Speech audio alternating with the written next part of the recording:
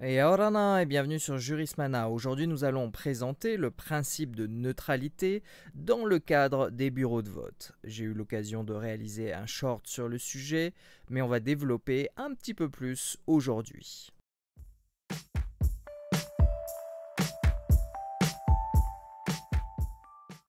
Pour rappel, les opérations électorales sont placées sous la direction et la surveillance des différents bureaux de vote, chacun composé d'un président, d'au moins 2 assesseurs et d'un secrétaire. Dans toutes les communes de plus de 20 000 habitants, des commissions de contrôle des opérations de vote sont instituées.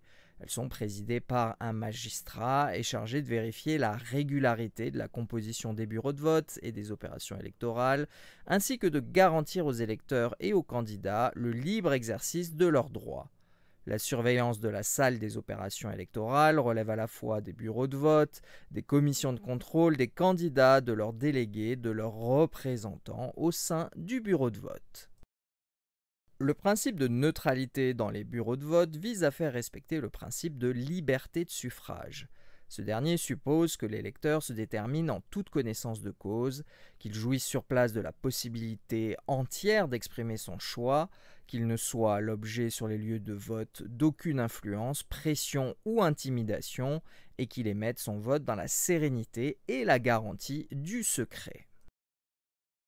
La jurisprudence est pléthorique et encore une fois, c'est la possibilité d'altération du scrutin qui sera analysée de manière substantielle, des affaires factuellement proches ayant pu donner lieu à des résultats différents. Il n'existe par exemple aucune règle sur la couleur des vêtements des électeurs. Ainsi, en 2002, il a été jugé que l'obligation de neutralité n'était pas respectée par le maire sortant, qui toute la journée a présidé le bureau de vote, ceint d'une écharpe tricolore passée sur une chemise aux couleurs de la liste qu'il conduisait.